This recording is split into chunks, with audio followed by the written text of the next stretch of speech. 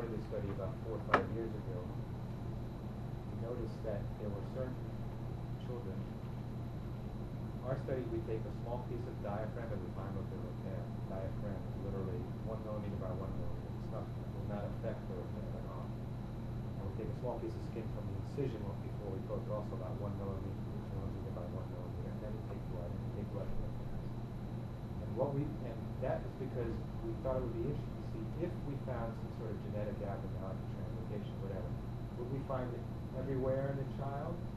Or would it be something that's localized to the diaphragm? In other words, is this a genetic problem that's literally just in the diaphragm, or is it everywhere?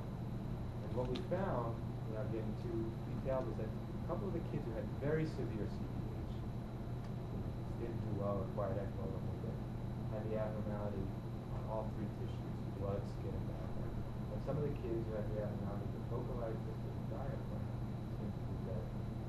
That was sort of the impetus, was that we think that it's not just an issue of a genetic abnormality, which genetic abnormality, but it also might be an issue of how prevalent that genetic abnormality is, how strong it is in the baby themselves. In other words, if it's localized to just a tissue that's just abnormal, and something happens in the diaphragm itself, it might be something that affects the outcome. So that's relevant to the things that we will in the newborn period, because we need to do the surgery to we won't take the child and then we operate on it. It's at the time of operation we take a little piece of diaphragm and skin just to see, and then to see if those things are present or not. So that's a little bit different about our study, and it was what when Wendy and I first decided that we were going to apply to the National Institute of Health for funding, that was sort of what triggered it. Is that we found this in just a couple of patients. It wasn't a very widespread thing, but those couple of patients were very interesting to see that something that might be just an abnormality, the way the abnormalities are expressed in children. So that's why that's one of the major things in the neonatal patients. That's something that you can know if they have to have another surgery then. But my son's been 6 years. If you would have to have another repair, would they take a tissue Yes. to help that? Yeah. Yeah, I've actually. If you go back in, if there's a recurrence or whatever there is, Or not that I want it to happen, No, but we hope it doesn't happen. Right. A couple of the children that we have were, well, we had tissue. Usually the children group, the group that's older, we only have a couple of them that have that. Because we can get it when we go in, they have to go back to the recurrence. But we don't.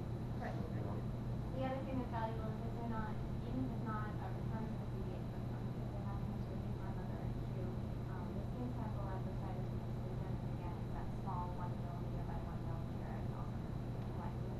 Again, our surgeons will work with your surgeons, so they're completely comfortable with doing this small collection, provide them with all the materials necessary, and we do it. Pretty good for discovery.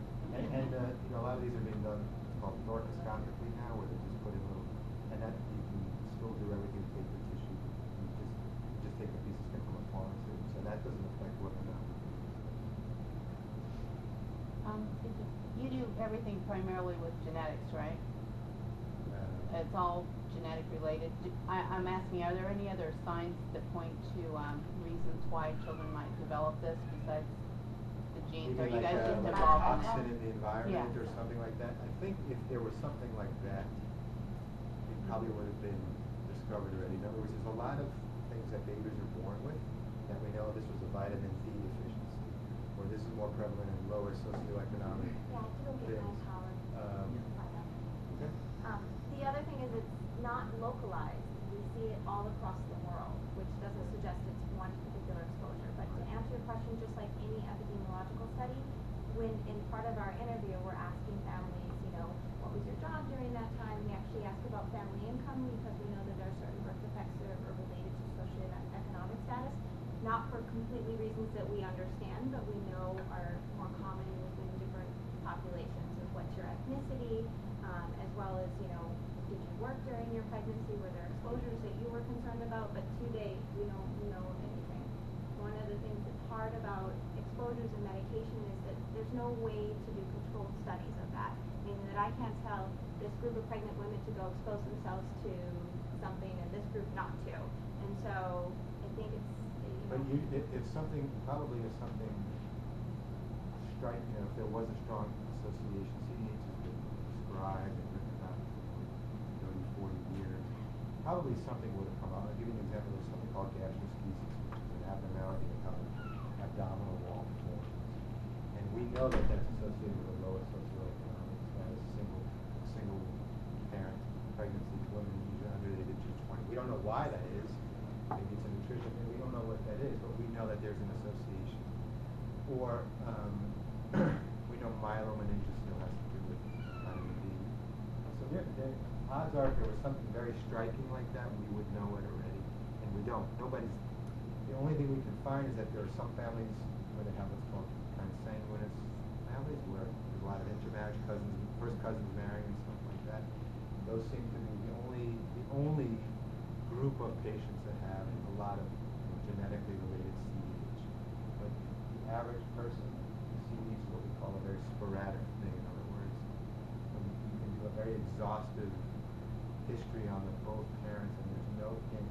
It's not more common in Ashkenazi Jews like cystic fibrosis. It's not like Tay-Sachs. It's not more common in African Americans or Asians or this or that. It doesn't seem to have any association like that. That makes it very hard, because if we did have association, we would limit but we would really hone in and focus our study on that group. We did somewhat of an epidemiological study within our charity. The last time that we pulled out a report was 2000, and I think we had 300, 400 families where they gave us every detail of their pregnancy. There was 20-page surveys. It was all voluntary, and we found nothing.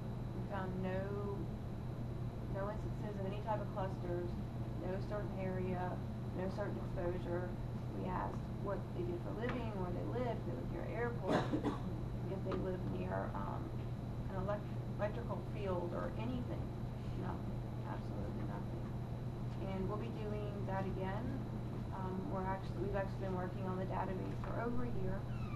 And when that goes live, and I'm not even going to give a date anymore because it's taken us forever to get this thing up, then everyone will be able to put in your entire family medical history, and it will tabulate results on the fly. And we're trying very, very hard to get all 3,200 families to put in your information. But so far, we haven't found any type of exposure.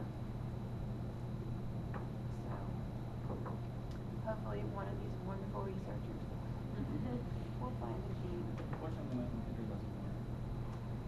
I have to change my encryption system for CDH. Probably.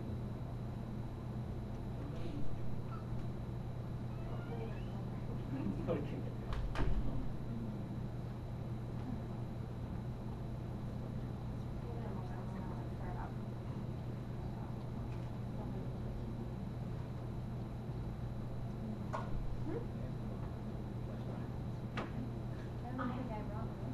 It's so full, but we will dump it all through the hotel.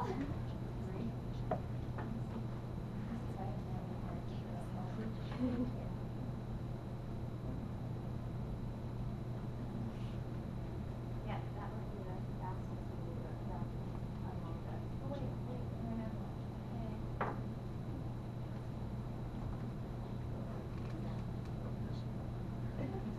You can see, this is actually how most scientific meetings start off, because none of us are trained in AV, and we all sit around wondering why our computers don't. This is a true